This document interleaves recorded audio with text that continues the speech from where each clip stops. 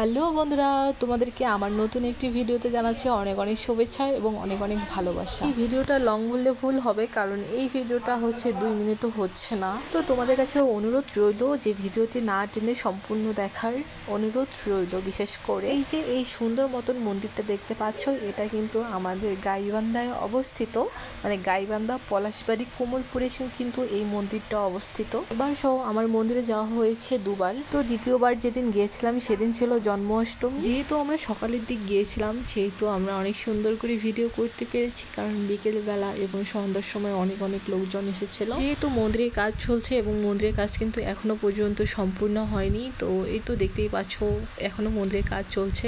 তো এই বট গাছটার নিচে, এই জানি না এটা কি গাছ, বট গাছ না কি গাছ, তবে এই গাছের উপরে যে এই যে এটা দিয়ে যে টং করেছে একটা বিশাল বড়, তো এর উপরে উঠে এত সুন্দর পরিমাণে একটা হাওয়া দিচ্ছিল, সেই হাওয়াটা একদম মনটাকে একদম শীতল করে দিচ্ছিল।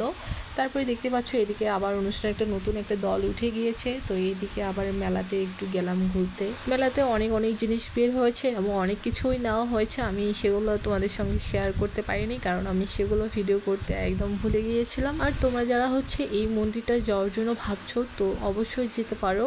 তো আমি বলতে চাচ্ছি, তোমরা যদি কিছুদিন পরে যাও তখন মন্দিরের সম্পূর্ণ কাজ শেষ হবে, তখন হয়তো বা দেখতে আরও ভীষণ ভালো লাগবে। তো তোমরা যারা দূর থেকে একদম এই মন্দিরটা দর্শন করতে চাচ্ছ, তো ভাবলাম যে কিছুদিন সময় নিয়ে তারপরে যাইন, কারণ মন্দিরের কাজ এখনও শেষ হয়নি। কিছুদিন বাদে আপনারা গেলে কিন্তু একদম সম্পূর্ণ মন্দিরের একদম সুন্দর ভিউটা পাবেন।